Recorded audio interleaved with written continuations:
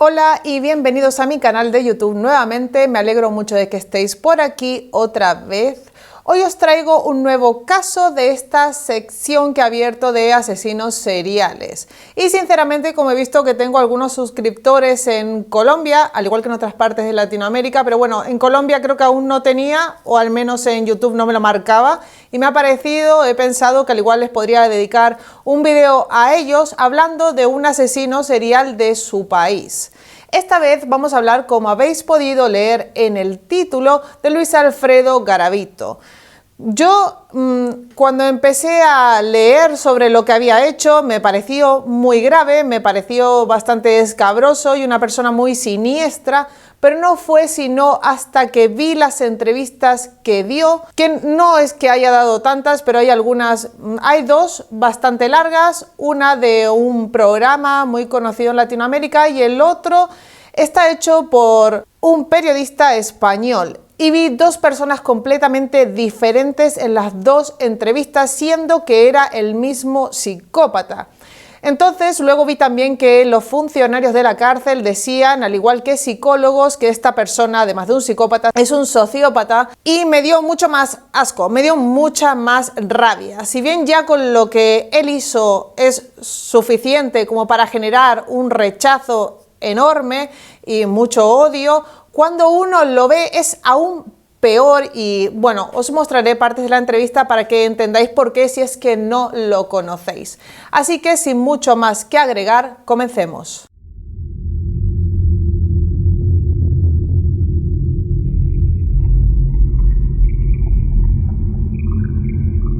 La persona que estáis viendo en este momento es Luis Alfredo Garavito Cubillos, también conocido como la Bestia de Génova.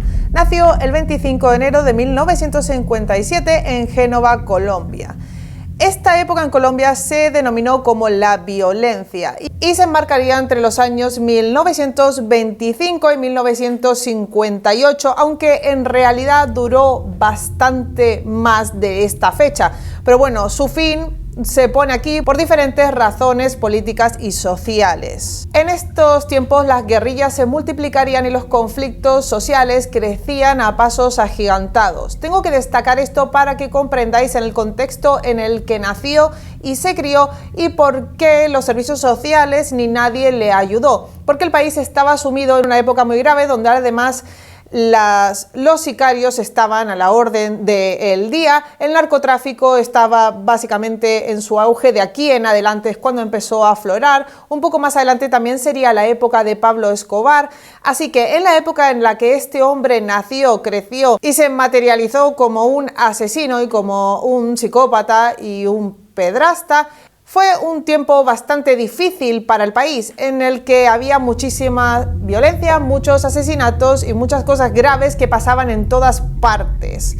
Con esto no quiero decir que se pueda pasar por alto una cosa así, sino que era a nivel social muy difícil encontrar qué era lo que realmente estaba pasando, cuando aparecían muertos por todas partes. Había muchísimas guerrillas y la época en la que él nació también fue una época de guerra civil. Las ideologías políticas estaban también muy divididas entre los liberales y los conservadores, y esto también causaba duros enfrentamientos entre las personas. Este tiempo en Colombia, esta época, se caracterizó por ser extremadamente violenta, llena de persecuciones y de gente que emigraba en busca de un poco de paz. Y este fue el caso de la familia de Garavito. Los conflictos en la era de la violencia llegaron a acentuarse con el asesinato del líder liberal Jorge Eliezer Gaitán, hecho que ocurrió el 9 de abril de 1948.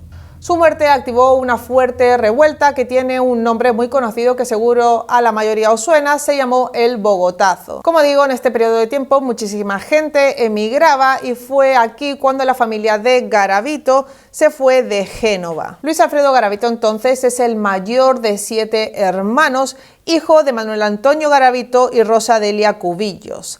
Estudió hasta el 5º grado de la primaria solamente, tenía muchos problemas en el colegio, no lograba hacer amigos y tampoco era santo de la devoción de los profesores, cosa que no me parece bien. Así que abandonó sus estudios cuando tenía tan solo 10 años de edad. Sus hermanos cuentan que el padre era bastante duro con él, además de ser el hijo varón, era el mayor y lo puso a trabajar desde muy temprana edad.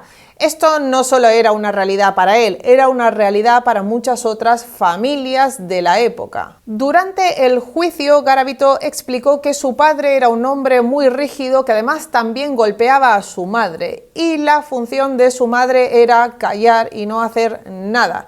Así que la imagen que tiene Garavito de las mujeres es la imagen de unas personas sumisas que no pueden defenderse y así él mismo lo explicó. Aparte de esto, también contó en el juicio que su padre habría abusado de él. A los 12 años, Garavito se convirtió en la víctima sistemática de un amigo de su padre. Su familia dice que no tuvieron conocimiento de esto, que él nunca dijo nada, pero él cuenta que esto es una realidad. Este hombre, además de violarlo, lo quemaba con velas, lo golpeaba y lo sometía de diferentes maneras. Y esta sería una de las primeras cosas, según él, que dejarían una fuerte marca en su salud mental. La pesadilla parecía que se iba a terminar cuando se mudaron al municipio de Trujillo, pero no fue así. En este sitio su familia se hizo amigo del cura, del sacerdote del pueblo, y este hombre también abusó de Garavito. Parecía que todas las personas en las que él iba confiando o que eran de confianza para la familia abusaban de él, y esto también lo marcó fuertemente. Garavito también cuenta que cuando él tuvo 20 años de edad pagó a unos sicarios para que mataran a este hombre y este me parece el único homicidio justificable en su historia, porque sinceramente no solo había abusado de un niño, sino que había abusado de mucho más. Era un pedrasta conocido en la zona. Desde este momento comenzó a padecer de psicosis, ataques de ira y paranoia debido a las golpizas que recibía por parte de su padre. Cuenta que le daba mucha rabia que su madre no hiciera nada para evitarlo, siendo que ella lo veía. Él dice que su madre era consciente de que su padre se acostaba a dormir la siesta con él y en este momento abusaba de su persona. A los 14 años fue entonces echado de su casa porque lo descubrieron intentando abusar de un niño de 5 años de edad. Según él, fue en ese entonces que descubrió que tenía una fuerte atracción de carácter sexual hacia los menores. Él también explica que él descubrió un poco más grande, más o menos en esta época, que era homosexual, pero es que en realidad lo que él describe no es homosexualidad para nada, sino pedrastía, lo que él no lo reconoce como tal. Pero por deciros una cosa, no reconoce absolutamente nada y ya os explicaré y os enseñaré más adelante lo que es capaz de decir. Con apenas 15 años de edad, Garavito se sentía frustrado porque no se podía sentir atraído hacia las mujeres, pero sí hacia los niños, hacia los menores. E incluso también hacia sus propios hermanos. Todos los sentimientos que él tenía eran completamente enfermizos. Y esto se puede achacar a la infancia tan tortuosa que tuvo, pero lo que hizo de todos modos no se puede justificar con esto ni con nada. A los 18 años, Garavito ya era un alcohólico que seguía estando frustrado por la idea de no poder mantener una relación sentimental con las mujeres. Intentó hacer una vida normal, intentó conseguir un trabajo, pero como era un alcohólico, como ya os he dicho, no tenía continuidad en nada, además de que era una persona muy iracunda que se enfadaba por casi cualquier cosa de una manera que no se podía explicar, una manera que no era normal. Así que fue vagando de aquí para allá. Tenía un carácter violento y depresivo y a los 23 años de edad buscaría ayuda de un psicólogo. Fue diagnosticado entonces con depresión, pero no recibió ningún tratamiento. Ese mismo año, al menos por lo que se sabe, Garavito comenzó a violar niños. Y aquí fue, según él cuenta, cuando descubrió que sentía placer por la sodomía infantil. Entre los años 1980 y 1993 fue miembro de Alcohólicos Anónimos y fue varias veces hospitalizado en centros psiquiátricos. A pesar de ello, siguió abusando y torturando a decenas de niños. Al principio los secuestraba y abusaba de ellos hasta que, como os decía, descubrió que si les hacía daño, sentía aún más placer, sentía satisfacción con esto. Así que comenzó a cortarlos con cuchillas de afeitar y a quemarlos con velas, cosas que le habían hecho a él también. También los golpeaba en la cara, los mordía repetidas veces y les hacía pasar muchísimo temor. Contra más sufrían y más miedo tenían, mejor se sentía. Luego los liberaba y los dejaba ir, pero esto no se quedaría aquí. Una de las cosas más retorcidas de este asesino serial es que parecía sentir una especie de arrepentimiento o de buscar el perdón de Dios. Él en entrevistas dice que tal vez los hombres no puedan perdonarlo, pero Dios sí que lo hará. Él está convencido de que como ha leído la Biblia toda su vida, él después de hacer estas cosas leía la Biblia, buscaba versículos que lo exculparan de lo que había hecho o que lo perdonaran por lo que había hecho y los apuntaba en una libreta, mientras que en otra libreta de color azul, según se dijo, apuntaba los nombres y las edades de las víctimas. Era una cosa completamente contradictoria. Hacía esto, pero luego se sentía arrepentido, según dice, cosa que yo no creo que sintiera arrepentimiento. Al igual lo que sentía era alguna especie de miedo místico, pero arrepentirse no, porque es un psicópata y los psicópatas no sienten empatía, por lo tanto tampoco pueden sentir arrepentimiento genuino. La cuestión es que él apuntaba versículos de la Biblia, los leía una y otra vez y por otro lado apuntaba los datos de sus víctimas o se guardaba alguna cosa como trofeo. A los 36 años, otra vez, según su testimonio, cometió su primer asesinato. Luis Alfredo estaba en un bar en un pueblo cuando un niño pasó cerca suyo y se obsesionó con esta criatura. La obsesión lo llevó a seguirle y engañarle para que se fuera con él. Le pidió que lo acompañara a un bosque cercano y allí comenzó su ritual de tortura y violación. Él cuenta que en un momento de la noche, no sabe si por las condiciones del clima o por la luna o por lo que fuera, su mente lo transportó a su infancia y entonces comenzó a sentir muchísimo odio, toda esa ira que tenía contenida por todo lo que le había pasado, y esto hizo que cogiera el cuchillo que tenía y apuñalara al niño en el pecho. En una estocada certera lo mataría de una puñalada en el corazón. Y aquí es cuando, según él, se daría cuenta de que sentía aún más placer al matar a la víctima. La figura del asesino en serie entonces queda completa. En lo que sucede a esto, Garavito comenzaría a disfrazarse y a interpretar diferentes papeles para engañar a los niños. Se disfrazaría de cura, de mendigo, de trabajador, de diferentes cosas, de granjero, de lo que fuera, e interpretaba un papel magistral. Lograba engañar a cualquiera y por esta razón también fue muy difícil de capturar, porque no parecía ser siempre la misma persona, sino muchas de ellas. Y con esto también podemos decir y asegurar que Garavito tiene múltiples personalidades o que se cree muchísimo lo que hace. Definitivamente es un sociópata, es el sociópata por excelencia del libro. Obsesionado con su propia monstruosidad, seguía leyendo cada noche la Biblia y copiando todos aquellos versículos que él creía le daban el perdón por todo lo que estaba haciendo. La maldad de este sujeto, dejadme deciros que iba en escala. No solo conforme con abusar y matar a los niños, comenzó a subir el nivel y a torturarlos cada vez durante más tiempo, porque encontraba placer en estas acciones. Los apuñalaba en las manos, en los pies, en sitios donde no los matara, pero sí que les hacía mucho daño, en las nalgas, en las costillas, o le quebraba las costillas flotantes. Seguía abusando de ellos en repetidas ocasiones hasta que finalmente los degollaba. También otra seña de este asesino es que cortaba los genitales de muchas de sus víctimas y se los ponía dentro de la boca una vez muertos. Cabe destacar aquí que en este momento sus víctimas eran ya más de 200 entre los que había matado y de los cuales había abusado. Llegado a este punto, también comenzó a realizar ritos satánicos. Consiguió una tabla Ouija con la cual, según él, intentaba contactar con el diablo y pedirle a cambio dinero. Él también cuenta que empezó a leer libros sobre satanismo y a usar esta tabla Ouija y a hacer ritos con los cuerpos de los niños, y que el diablo le hablaba y le dijo que si hacía todas estas cosas conseguiría dinero, conseguiría poder.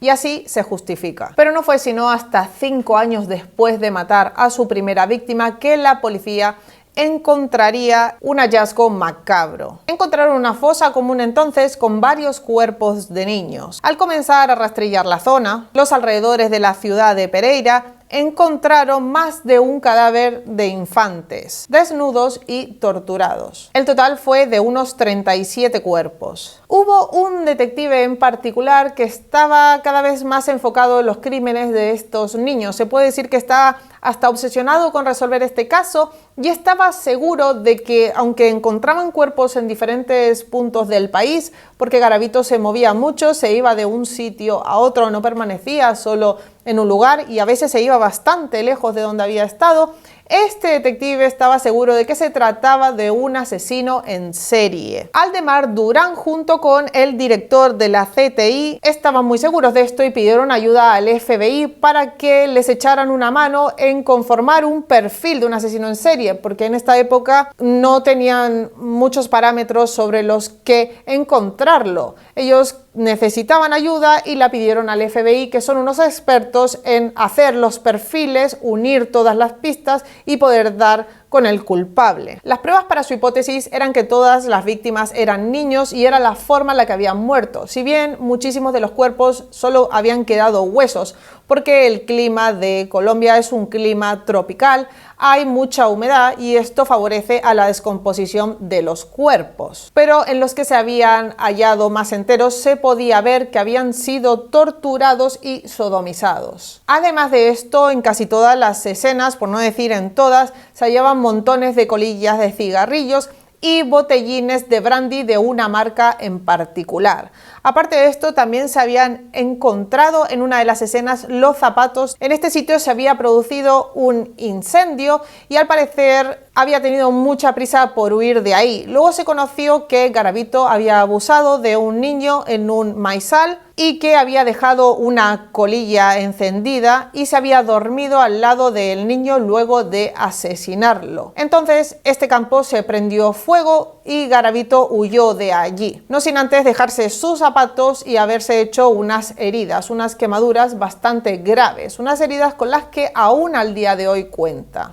Y esto también ayudó a la policía, cuando se capturó a Garavito, a reconocerlo como el asesino de este y otros muchos niños de esa zona. La cuestión es que estos dos agentes, con la ayuda del FBI, consiguieron hacer el perfil del psicópata, pero tenían muchísima gente en la lista, más de 100 personas. Y cabe destacar aquí que el nombre de Garavito pasó a formar parte de esta larga lista en el año 1999, cuando una funcionaria de CTI informó de una orden de captura para Alfredo Garavito. Él acusaba de asesinar a un menor. El cuerpo había sido hallado decapitado y castrado. El pene había sido encontrado dentro de la boca de la víctima. De la misma forma que se encontrarían así muchos más cuerpos, en estas mismas condiciones. En febrero de 1998 se encontraron los cuerpos de dos niños en la ladera de una montaña, ambos tumbados uno al lado del otro.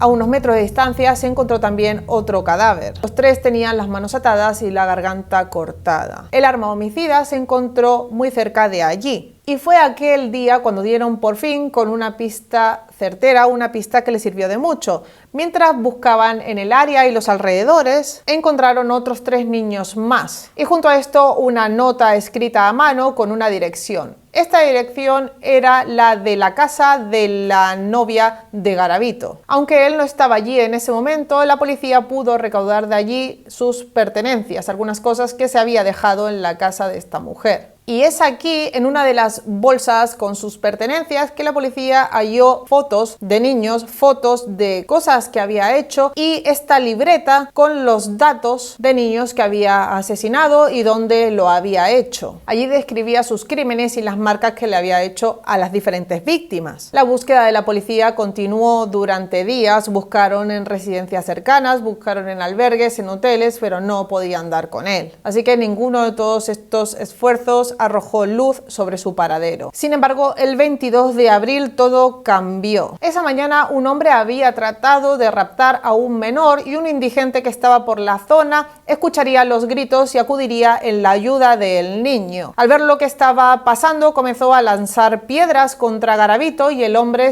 huyó de ahí, se fue corriendo, dejando a el niño. El indigente llevó al niño a una casa cercana y llamó a la policía. Lo había atado de pies y manos y estaba intentando abusar de él. La policía acudiría a la zona y unas horas después darían caza finalmente a Luis Alfredo Garavito. Y aquí voy a hacer un paréntesis y enseñaros algo que me impactó muchísimo, que es la entrevista a casi que el único sobreviviente de este hombre, al menos el único que se atreve a hablar de lo que le pasó y cuenta su testimonio. Y yo sé que todo esto es horrible de escuchar, que ya saber lo que él hizo con tantísimos niños duele mucho, pero cuando se escucha de manos de la víctima, creerme que es aún peor, porque se ve cómo ha destrozado a una persona y no solo a él, sino a su familia también. Se puede ver en sus explicaciones lo que sintió la familia mientras lo buscaba, el alivio que sintió cuando lo vio, pero luego la ira, el dolor que todos sintieron al ver lo que le había pasado a este niño. Así que sin más, os enseñaré una parte de la entrevista a este hombre que me parece una persona muy valiente por contar lo que está contando y una excelente persona también por haber podido hacer una vida tan normal siendo que no recibió ninguna ayuda psicológica. Y esto me parece terrible y muy triste, que haya pasado por todo esto y no haya recibido ninguna ayuda. Gracias a Dios tiene una familia que lo quiere muchísimo y en la cual se puede apoyar.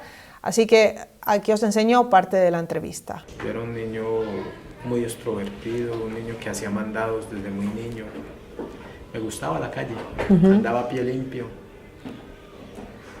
con mis pantaloncitos cortos y terciaderas.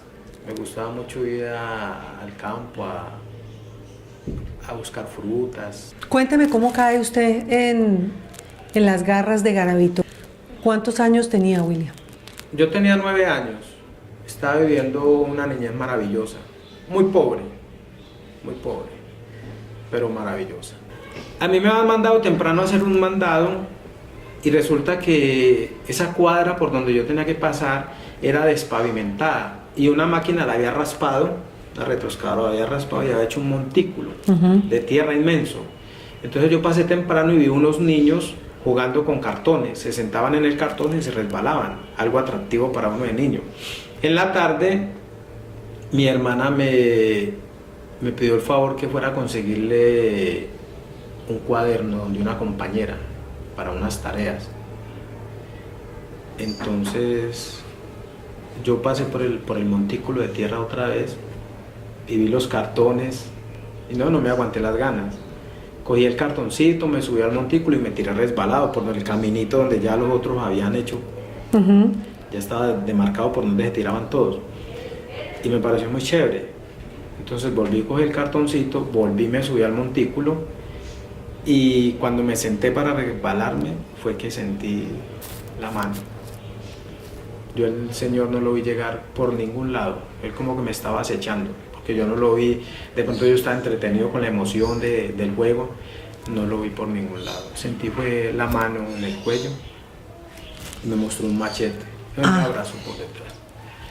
Me mostró un machete y me dijo: no vaya a hacer bulla, no vaya a gritar, ni vaya a hacer nada porque lo mato. Entonces eso fue pues muy impactante. Y ahí a pocos metros había un cafetalito. Y dentro del pueblo habían, por decir alguna manzana o media manzana cultivada de café. Me metió allá a ese cafetal. Muy asustado. No sabía en realidad qué iba a pasar. Entonces yo accedía a todas las peticiones. Después me volteó bruscamente y usted me disculpa la expresión, pero gargajeó y me untó en mi parte trasera todo eso y empezó a rastrillarme hasta que llegó el punto que me penetró. Eso fue muy duro,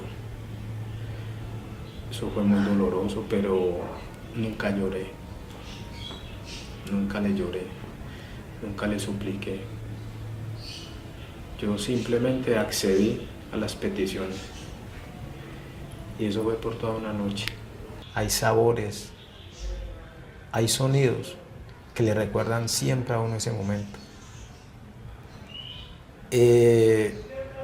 Recuerdo mucho su boca malolienta, saber que así se la tenía que besar, su parte genital asquerosa, malolienta, y saber que también tendría que acceder a ella porque él me obligaba a que se lo chupara, como se dice vulgarmente, y me obligaba porque de pronto no le gustaba la forma en que yo lo hacía, entonces me golpeaba y me decía, así no es así, así, así es. ¿Y lo mordió, William? ¿Cómo que lo mordió? Claro, él me mordió todo el cuerpo, él me mordía. Mi mamá me dice cuando yo llegué aproximadamente a las 5:30, que yo llegué como un monstruo. Yo llegué con mi carita hinchada, con mis ojos negros, mordido. Yo llegué muy mal. Y... Se eriza todavía, William. Sí, no. Es que recordar todo eso es muy duro. Tan pronto como fue capturado, confesó no solo sus crímenes, sino que también pidió un mapa y señaló dónde estaban muchísimos de los cuerpos de los niños desaparecidos. La policía dice que Garavito tenía una memoria fotográfica, que sus explicaciones eran mejores que la de un GPS, que era increíble que con lo que él les había marcado podían llegar a sitios inhóspitos porque alejaba los cuerpos en sitios muy alejados sin necesidad de nada más. Así de inteligente era este hombre. Realmente tenía muchísima memoria y muchísima inteligencia. Lo que pasa es que utilizó todo esto para fines macabros y no para hacer nada bueno con su vida. Parecía además que tenía la necesidad de contar todo esto como para demostrar que él había sido más listo que la policía durante todo ese tiempo y por eso no habían podido capturarlo y por eso había llegado a matar a tantísimos niños. Lo que confesó en una primera parte es lo siguiente: generalmente voy al hotel a las 9 de la noche, empiezo a sentir esa fuerza extraña que me domina, saco el cuchillo, consigo unas cabullas, llevo licor y me dispongo a andar por las diferentes calles aledañas a la galería. Había un niño llamado Julián Pinto cerca. Él estudiaba en el Sena, donde había ido a vender ambientadores el año pasado. Estaba vendiendo tintos. Le hablo, lo convenzo para que me acompañe, deja su termo y se viene conmigo. Lo introduzco en el cañaduzal, lo amarro, lo acaricio y después lo violo. Julián Pinto grita, lo acaricio, él sigue gritando y posteriormente lo mato. Me acuerdo tanto de este niño por una situación. En ese sitio hay una cruz. Regreso para el pueblo y en un momento al otro siento una voz que me dice: eres un miserable, no vales nada. Regresé y miré lo que había hecho. En ese momento me arrodillé, me arrepentí y enterré el cuchillo. También practiqué un rito satánico con los menores que asesiné. Lo hice a mi manera, pero no quiero explicar cómo lo hice. Yo hice el pacto con el diablo. Durante el juicio se le preguntó por varios casos que aún estaban abiertos y que el modus operandi parecía ser el mismo. Por ejemplo, el caso de Santa Bárbara en Palmira, Valle del Cauca, los 3 niños de Génova, el caso Tunja 85, el caso de Villavicencio, entre otros, y definitivamente había sido él. El gran problema con este criminal, como ya os he comentado, es que se movía de locación de un sitio a otro aunque estuviera muy lejos. Él también cuenta que él llegaba a una estación, llegaba allí y miraba a su alrededor y siempre encontraba niños que estaban solos, pero lo hace de una manera muy asquerosa. Él explica esto como diciendo que la culpa era de los niños por estar allí solos o de los padres por haber dejado a sus hijos allí.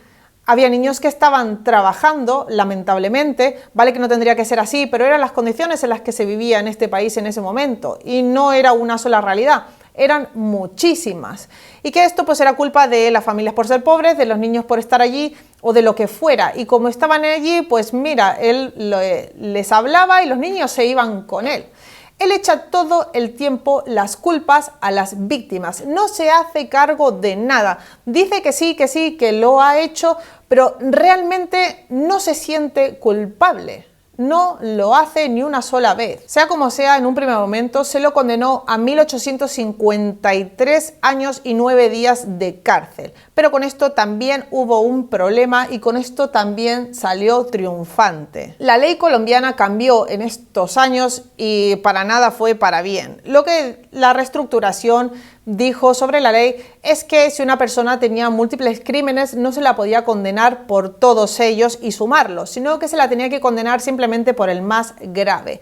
Así que lo único que se le pudo dar a Garavito fueron 40 años de prisión, el máximo permitido en Colombia y nada más. Aparte de esto, lo que también logró conseguir este asesino es que se le hiciera una reducción de 10 años de la condena por estudiar, por buen comportamiento y por colaborar con la investigación y decir dónde estaban los cuerpos. Así que para que lo sepáis y lo tengáis muy en cuenta, entre el 2021 y el 2023 Garavito podría estar libre con tan solo 68 años. Y digo tan solo porque ahora cuando lo veáis en la entrevista veréis que no está mal, al contrario, está mejor que mucha gente. Además, goza de muchos privilegios de los cuales no tendría que gozar. Él no tiene permitido sociabilizar con nadie en prisión, no puede acercarse a nadie justamente porque es un sociópata, es una persona muy peligrosa. Esto también lo dicen los funcionarios, lo dicen los psicólogos y todo el mundo está de acuerdo en que este hombre, si sale, puede volver a matar. Él puede pasear por el patio, pero siempre acompañado de un guardia y como no puede salir de allí, tiene una celda más grande con espacio para estudiar y para recrearse, lo que me parece increíble. Parece que en vez de estar castigado, está privilegiado. La jueza que dictó la sentencia inicial dijo para CNN en español que para nada está de acuerdo con la pena con la que se ha quedado, que ella entiende que no se le pueden dar 1800 años de cárcel porque la reforma de la ley ya se ha hecho, pero que de todos modos esto tendría que volver a ver. Porque cuando se hizo el juicio a Garavito, en ese entonces tampoco había agravantes porque las víctimas habían sido menores, cosa que ahora sí que hay. Así que para ser justo se tendría que volver a juzgar, porque no solo ha matado y ha violado, sino que eran niños pequeños de entre 6, 8 y 14 años. Y esto tendría que tener aún más años de prisión. Ella también dice que por haber cometido tantos crímenes no tendría que tener derecho a una reducción de condena, aunque así lo diga la ley. Tendría que haber un apartado para esto en el cual se le sumen más años por agravantes o por diferentes cosas, haya colaborado o no con la justicia. Estamos hablando de que ha asesinado a unos 150, 170 niños más o menos y ha abusado de otros 100, aparte de los que ha abusado y ha matado. Son muchísimas personas y todos son...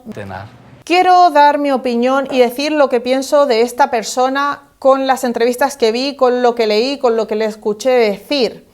Es una persona que necesita sentirse mejor que los demás, que necesita sentirse más listo, más inteligente, que se compara con Hitler porque dice que leyó su biografía y Hitler tuvo una relación homosexual con 15 años, lo que parece que no entiende que lo que él tenía no eran relaciones homosexuales, sino relaciones pedófilas. No entiende cuál es la diferencia o no la quiere entender para su conveniencia.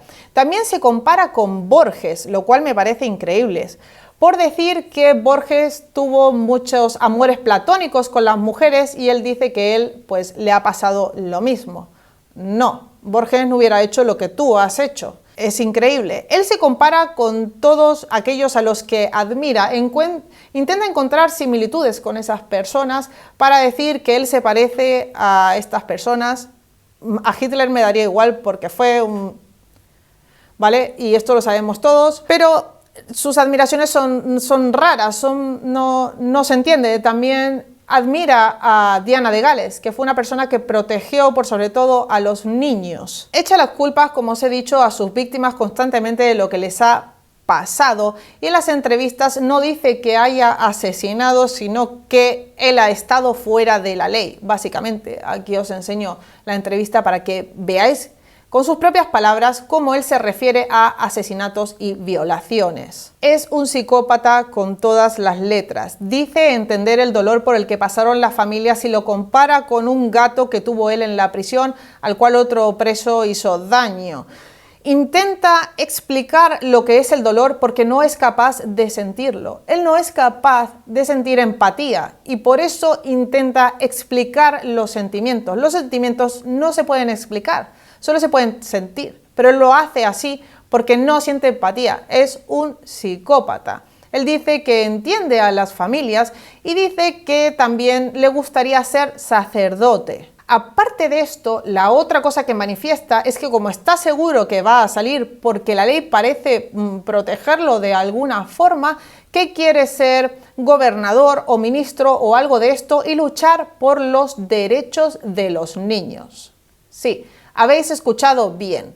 Este violador y asesino de niños dice que cuando salga de ahí va a luchar por los derechos de los mismos desde un perfil político. Dice que está curado y que él ya no es un peligro para la sociedad y que tiene derecho a salir, que él sabe que ha pagado bien poco por lo que ha hecho, pero que es lo que hay. Básicamente así lo dice. Deja entrever que si esto es lo que has dado la ley, si él se tuvo que comer eso, pues nosotros también nos tenemos que comer, que él pueda salir y ya. En la entrevista que hace este periodista español, los funcionarios acaban diciéndole al periodista que sí, que tiene múltiples personalidades, porque este hombre se queda muy asqueado de Garavito, obviamente. Al terminar la entrevista, Garavito le dice que le manda recuerdos para los hijos del periodista, cuando el periodista ni siquiera dijo que tuviera hijos.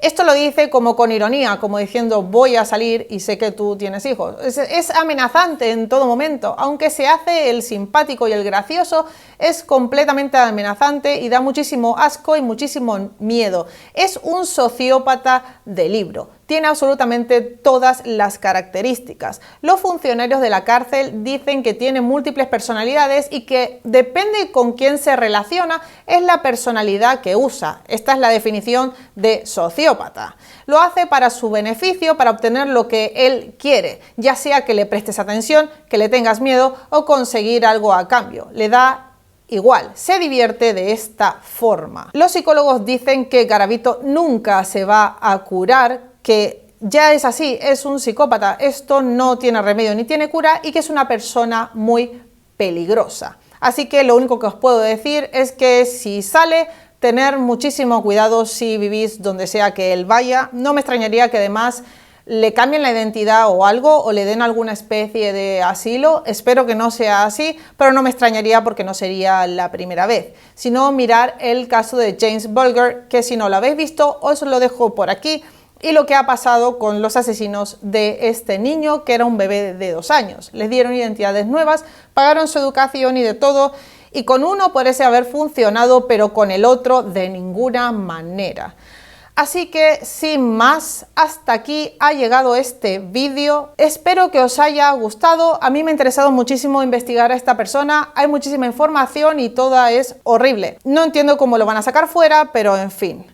Muchas gracias por estar allí. Si os ha gustado el vídeo, suscribiros por aquí dándole clic en mis fotos. Podéis suscribir y si no en el botón rojo que aparece aquí abajo. Gracias por todos los comentarios que me dejáis, gracias por todas las cosas bonitas que me decís, de verdad que lo leo todo. Muchas gracias, no sé qué más os puedo decir. Muchas gracias por estar allí y hasta la próxima. Adiós.